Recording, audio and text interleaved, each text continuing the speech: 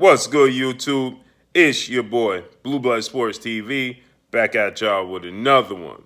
So, two-time welterweight world champion, Showtime Shawn Porter, addresses the possibilities of facing three-division world champion, former junior welterweight undisputed world champion, currently the WBO welterweight world champion, and is widely considered in the sport of boxing as the best pound-for-pound boxer in the world, Terence "Bud" Crawford. Shawn Porter did an interview in which he stated that he had the conversation that he previously stated that him and Terence Crawford was going to have a conversation to discuss a possibility of them facing off against each other, and they want to have it in private due to the fact that they have a close friendship. Shawn Porter stated that he never thought that he would face Terence Crawford because when they started competing, Terence Crawford was at such a smaller weight classes that he never saw himself competing against Terence Crawford. He says he also too had a very, very close, or has, should I say, a very, very close relationship with former unified, former WBC, WBA welterweight world champion, superstar boxer Keith one-time Thurman. He says, but he always knew that he had to face Keith Thurman at some point in time because they was always in and around the same weight classes. But as far as Terence Crawford goes, he never saw himself, he never foresaw himself facing Terence Crawford. He says the competitive switch against Keith Thurman was always there due to the fact that he knew it was just a matter of time before they had to cross paths. He said the competitive switch with Terence Crawford wasn't there due to the fact that he never foresaw himself competing with Terence Crawford and crossing paths. He says now the competitive switch is clicked on. He says, so when the fight happens, it's going to happen. He said that the conversation, he did not want to reveal the entire conversation because he promised Terence Crawford that he would not truly reveal everything they spoke about. So he said, but Terence Crawford did turn down the opportunity to face him. He says that he called Terence Crawford and said, is this happening? What's going to happen? What's up? And Terence Crawford says that pretty much he's not interested and he has other plans. But should his plans fall through that he has already have planned, then there's a possibility he could revisit the Shawn Porter fight. So he said that Terence Crawford was stating that he already had plans, he already had things brewing, and should they fall through, then he would, revisit the fight with Shawn Porter. So Shawn Porter said, okay, well, that's cool because I have a few things brewing myself, so I guess we'll see each other down the road, right? The thing is with this entire situation is that it seems as if all the Terence Crawford plans are falling through, but it doesn't seem like he's revisiting the Shawn Porter fight.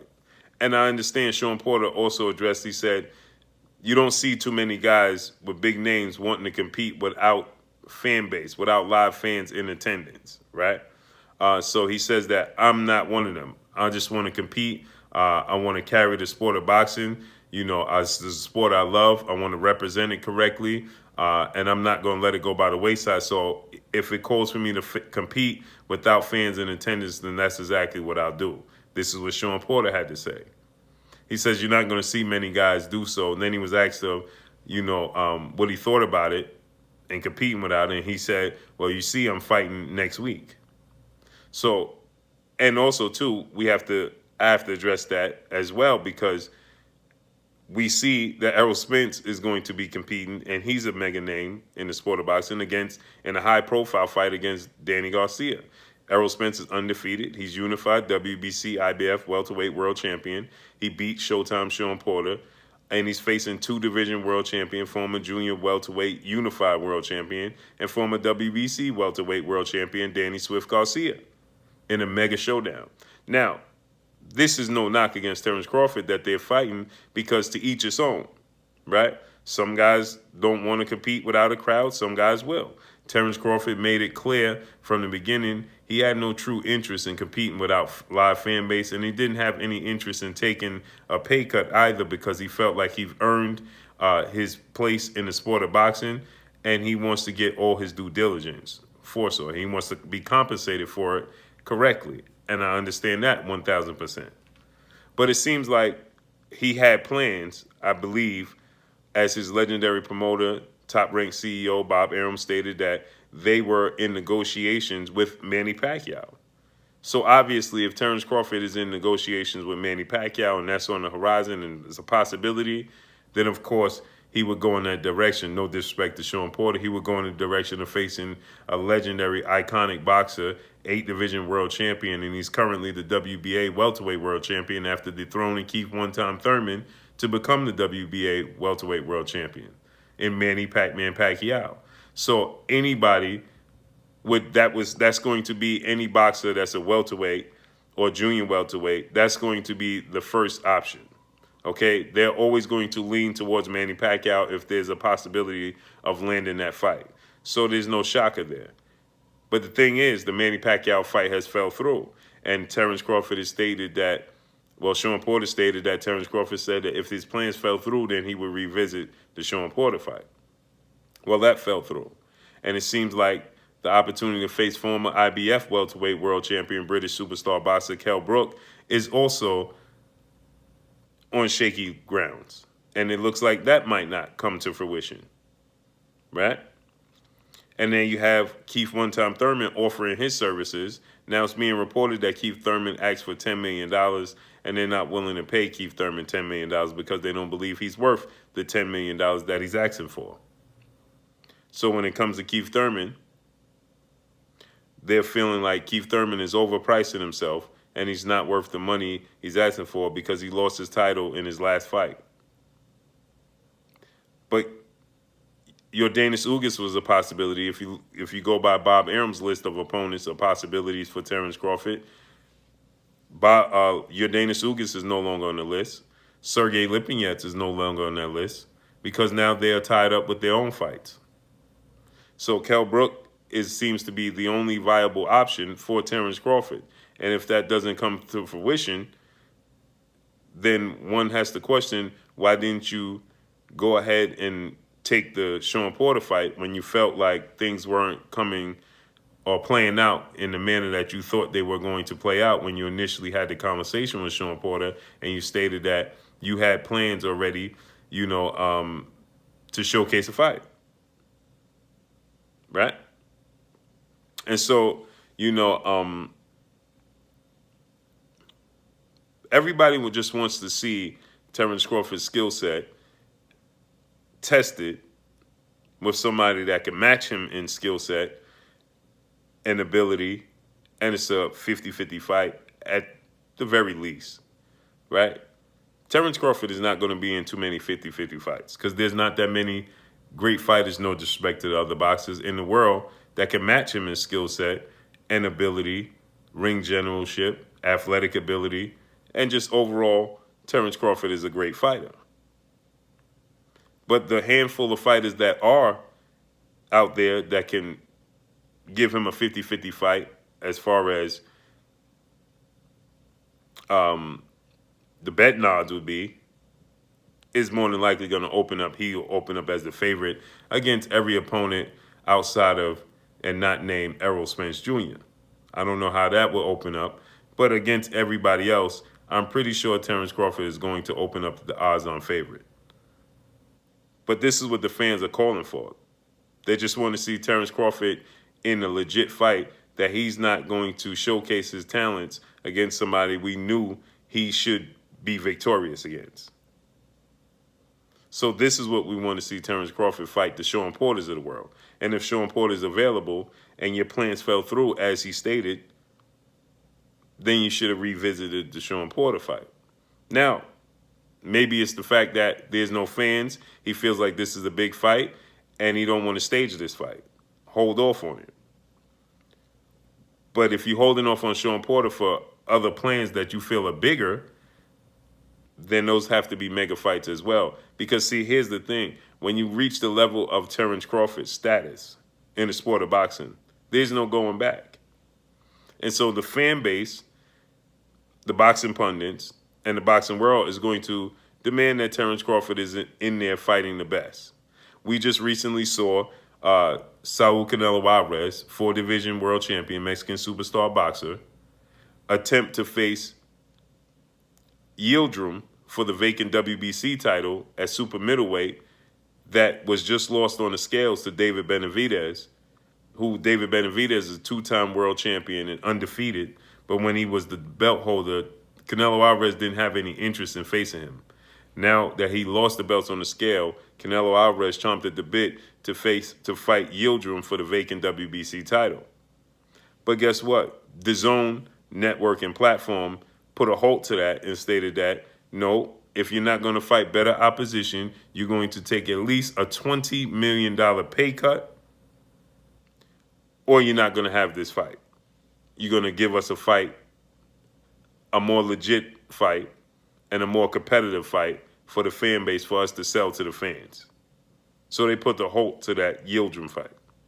So you see, it's not just Terence Crawford, and it's not just Terence Crawford's situation, but it's the sport of boxing in its totality and the fan base that want to see the best fight the best, or as close to the best fighting the best as possible.